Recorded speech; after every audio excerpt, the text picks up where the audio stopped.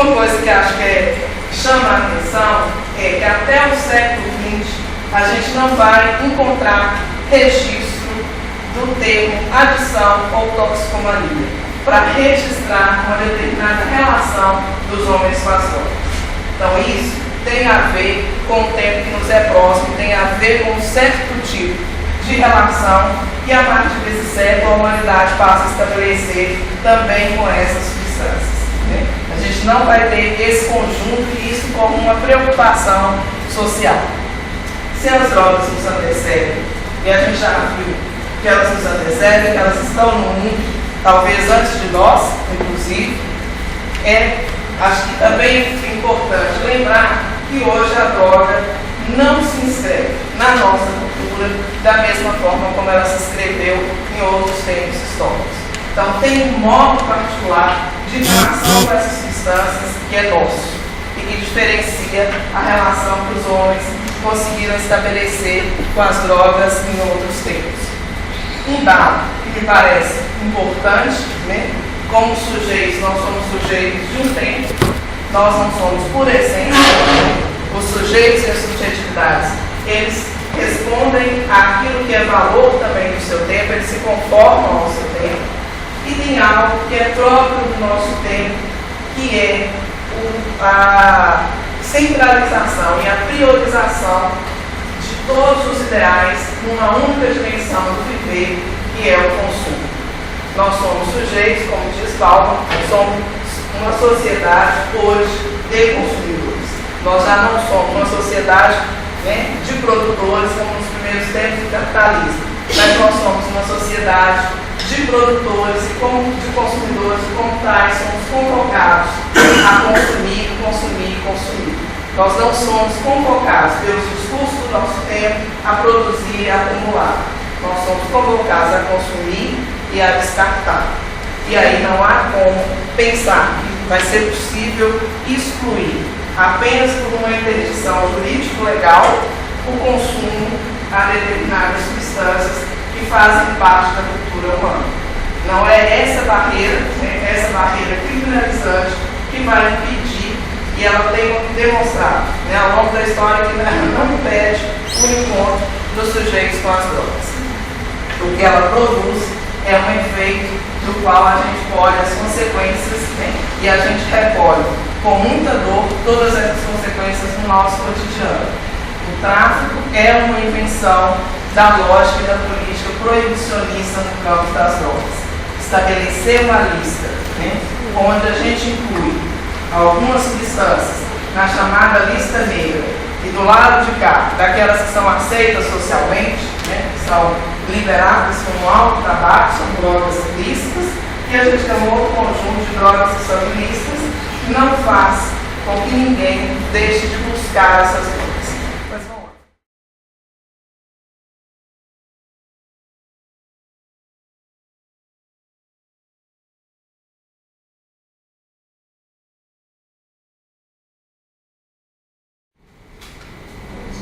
E além disso, qual a posição que a gente vai tomar nesse debate atual da política sobre drogas e todas as armadilhas que esse debate está produzindo. São pontos de captura e são intervenções e violações da cidadania, não apenas daqueles que fazem o uso, e o projeto de lei que tramita no Congresso, ele inclusive, seu desejo punitivo, ele amplia bastante o leque, ele quer alcançar a todos que fazem uso de drogas, independente se é um uso problemático ou não, ou a todos aqueles que portam essas substâncias nas mãos, para comércio, para consumo, para produção.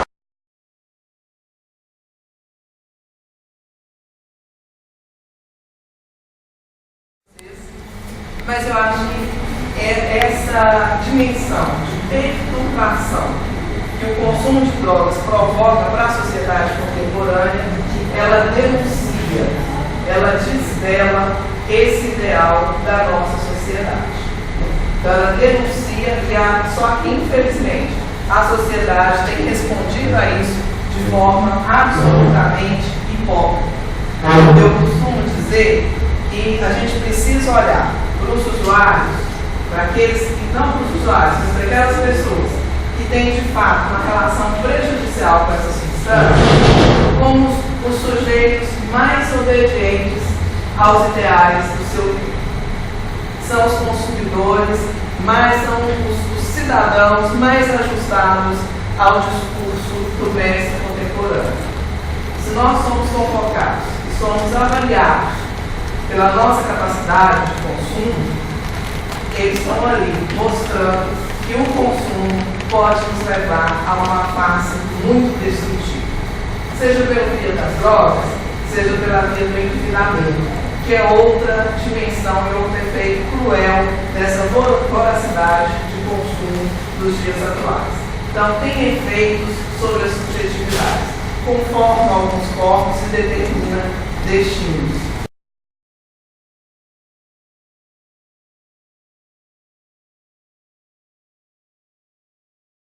E é bom que a gente retome e repense quais estratégias, a partir dos lugares onde a gente está, a gente pode sustentar para convocar a um outro tipo de consumo. E nesse sentido, a educação tem uma posição privilegiada. Estão num lugar de onde é possível convidar a sonhar com um outro projeto de vida.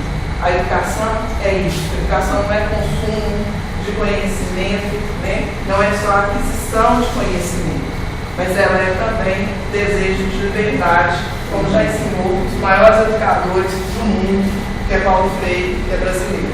Né? Então, é bom a gente tentar fazer justiça ao patrimônio, à herança que Paulo Freire nos legou. Aqui é uma citação do Agamben, né? Lembrando que o sujeito contemporâneo é aquele que fica completamente aderido aos valores do seu tempo, mas é aquele que dá conta de virar as costas, olhar para trás e fixar o seu olhar não nas luzes do seu tempo, mas nos seus pontos escuros. Tá? A opção que o mundo fez a partir especificamente, né, de 1961, quando se consagra essa política, quando os Estados Unidos convencem a ONU e o conjunto dos países a adotar uma política que tem como lema guerra às drogas. É uma metáfora mortífera, porque ninguém faz guerra a uma substância. Ninguém combate, nenhuma guerra se faz em nenhum lugar do mundo a substâncias, a corpos inanimados. E nós temos muita vida sendo perdida no Brasil e em toda a América Latina. Eu participei da última assembleia da OEA, representando a sociedade civil. Eles abriram para a participação e discutiu a política de drogas das Américas. A Bolívia havia pressionado a OEA, eles haviam se retirado da OEA, pressionando pela adoção de um outro tipo de política que respeitasse o uso tradicional das folhas de coca nos países antigos. Então eles se retiram e a OEA produz então esse evento, né, trabalha essa questão e produz nessa última assembleia o debate apontando para a necessidade de uma revisão da política de drogas, né, do mundo. Foi muito bonito, porque primeiro é bonito de ver hoje a alteridade dos países latino-americanos frente aos Estados Unidos, que obviamente os Estados Unidos estavam lá sustentando a sua posição. Apesar de, nos Estados Unidos, 17 estados já terem regulamentado o uso medicinal da maconha, né? Mas eles continuam lá. Por quê? Porque eles lucram com a droga. A maior empresa americana é a indústria técnica. Não à toa, né, que o embaixador do Equador jogou isso na cara do embaixador americano. E falou, olha, aqui está a matéria-prima. Quem mais consome droga não são os povos dos países da América Central e do Sul. É a América do Norte e a Europa. De onde vem, né, toda a máquina, toda a tecnologia para o refino, para a transformação, também não é daqui. Aqui ficam os cadáveres. Nós ficamos com eles. Nós estamos no auge dessa crise. É aqui que se morre.